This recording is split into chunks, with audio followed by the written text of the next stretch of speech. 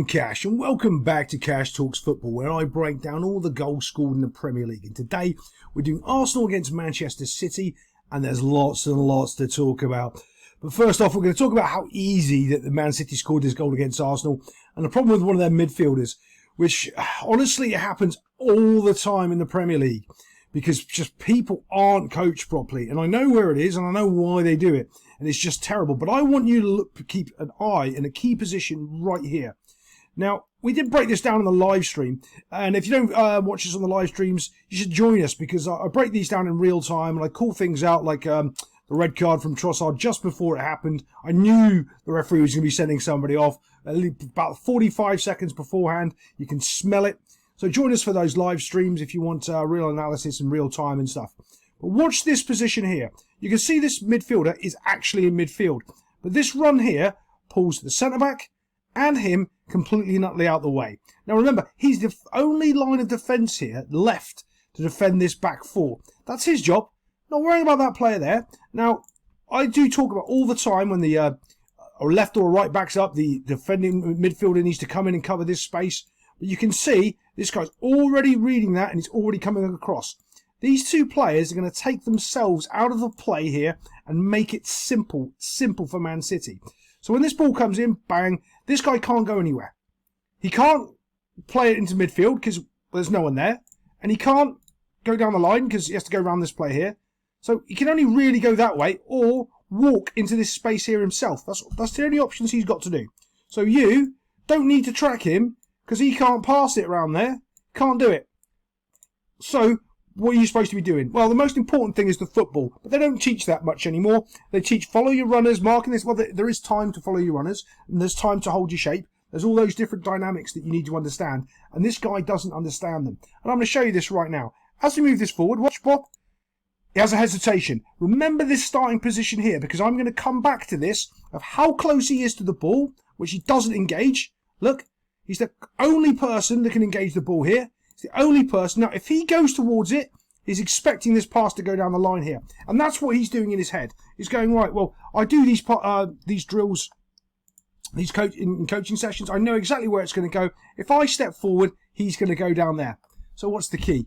You don't step forward. You just hold, and you make him make the decision. If he keeps running, you engage him. If he passes, you track the pass. You hold. So it's a game of, I talk about this a lot when I'm coaching, is you get a go, I get a go. You get a go, I get a go. So right now, he gets a go. He's moving. You get a go. Your go is not to do anything, to see what he does next. And then he gets a go. His go then, does he pass it or does he keep running it? Well, he keeps running with it. And your go, you track the runner here for some unknown reason and open up this massive space here in the midfield. Watch what he does. Watch. As you move it, he starts backing up and go. You've got to pressure the ball. You have to go here. If he stood still, he would have been right here in a point to engage. He doesn't. He took one step back, and now he's going down here. Now we can see 1, 2 players are over here for some reason, and Haaland's like, oh, mate, just give me the ball. I want to go score here. These guys don't know what they're doing. All he has to do now is run into that space that he has left. And at no point does he think that it's important to go to the football. None.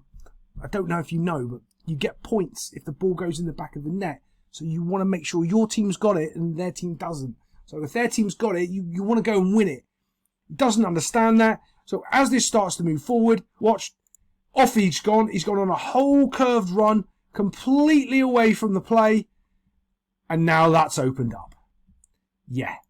If he just stood still, see what this guy did, he wouldn't have been caught over here. He would have been able to come this way. And he's absolutely nowhere near in position. And okay, this guy's gone, but that doesn't really matter because no matter what this guy had done, he had been able to cover this position over here. So it wouldn't have mattered if he had just held his shape. He didn't. He's got pulled way out over here. And all of a sudden, Manchester City have got themselves an easy goal. But let's just move this on just a fraction.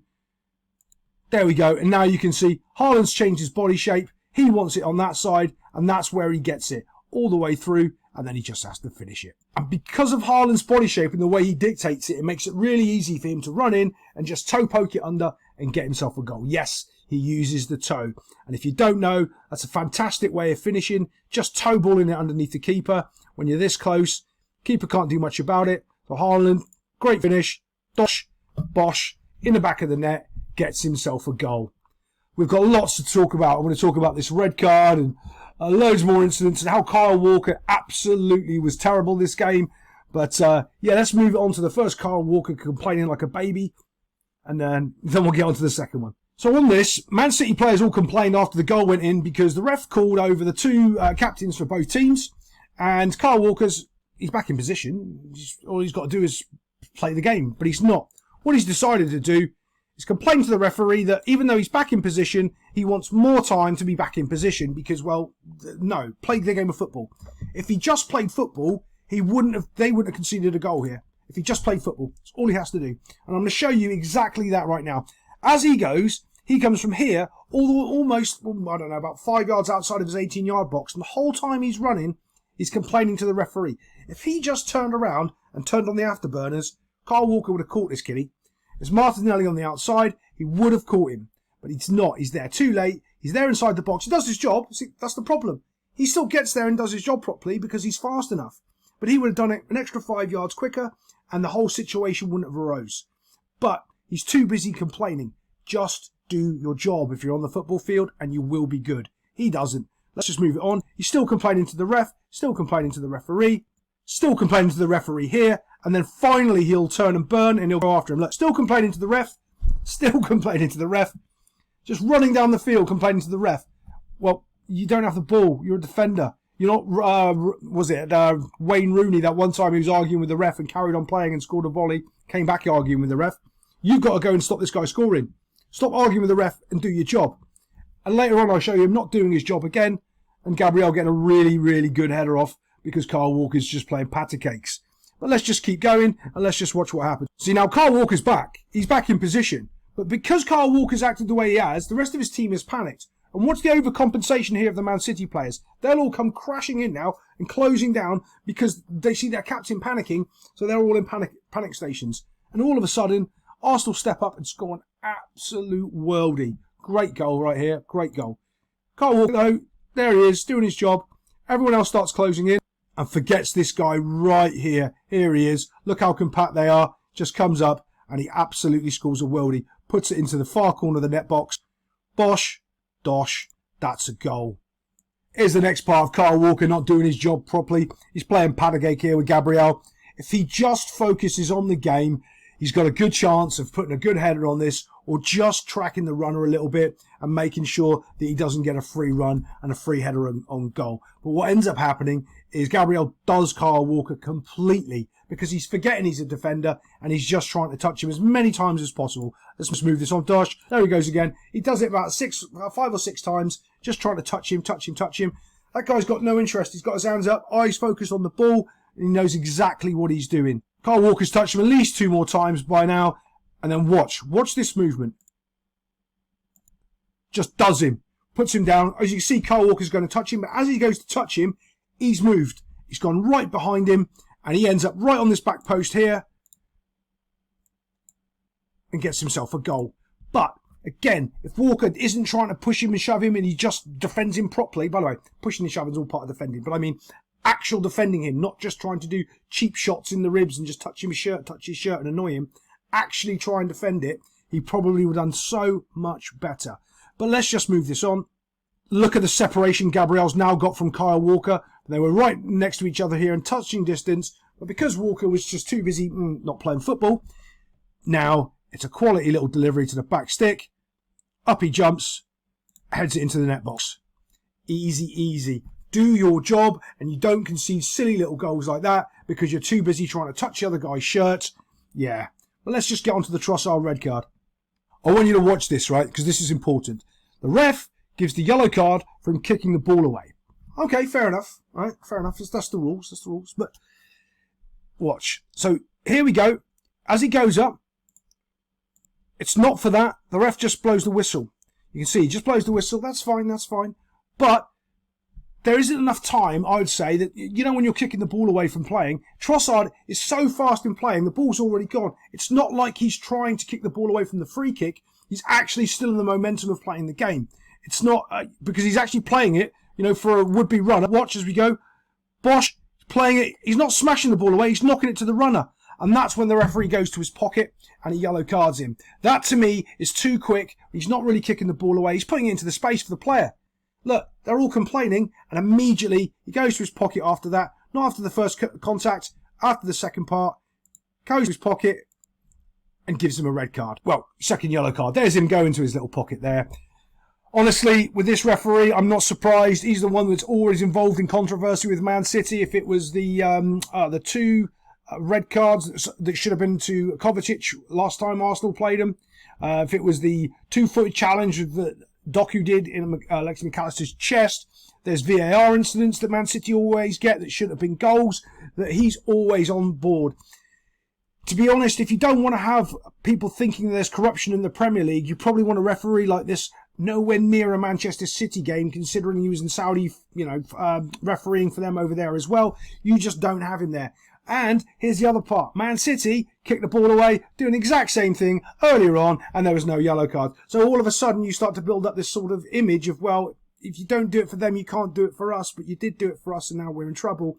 Yeah, it's called double standards, and people don't care as long as you don't have double standards. If they give the Man City player a yellow card for it and the Arsenal player, no one cares, but you can't give it to one and not the other. Or if you gave it to the Man City player and not the Arsenal player, everyone would still be just as mad. You cannot do this, but apparently this ref seems to do it all the time, and we're not allowed to really talk about it because you know what? That fuels, I don't know, whatever nonsense they want to say, because you can't believe what you see with your eyes. Just believe what Muppets tell you on TV, because they'll convince you that there's nothing to see here. Please don't watch and go look back at every game he's ref for Man City. It's not dodgy. It's not. Yes, it is. We're going to pick this up from a short corner that they're just shaking. Grealish took it. When he came on the field, if you were watching our watch-along, you'd have heard me yelling and screaming over and over and over again. Man City were terrible. They were just passing the ball in this big arc for no reason. Every now and again having a shot that would go over the bar. No one was scared. As soon as he came on, the first thing he did was get to the byline down here. Well, the first opportunity. So Grealish getting down to the byline really helped make this whole corner happen. Not that Man City didn't have corners to actually go ahead and score with. But this one was the last minute of the game. Well, actually wasn't. I think it was like an extra minute over the extra time that the ref had given and all the other nonsense that was going on in this game of football, to be fair. But you can see right now, Arsenal are panicking. They're all dropping back onto their 6-yard line. There's no one up here. No one's really, and this is concentration. They've been fighting for their lives. They've done so well, and they've just let it slip in the last minute of the game. Little cut back from Grealish. Finds a guy right there, and this is where all the Arsenal players' heads have just cut. Well, they're doing well. I don't want to take it away from them because look, they're marking here, they're marking here. Everyone's fighting and battling. They just have an extra player down. They can't just get that ball away. And then when this shot comes in, which they had so many, Man City, that just weren't challenging or doing anything. It's who can get to that ricochet first and win the game and be the hero. And it's John Stones. That's what ends up happening. Shot bounces, ricochets out. John Stones is just the first to react and knocks it into the net box. And then they think they won the game, but they just got a tie. And let's be honest, if you're cheering a tie at home, yeah, maybe you're a bit lucky then, really, aren't you? Maybe you shouldn't have really been, have got a tie. Maybe the other team were just a little bit tougher than you thought. But other than that, come join our watch-alongs, and I'll see you next time on Cash Talks Football.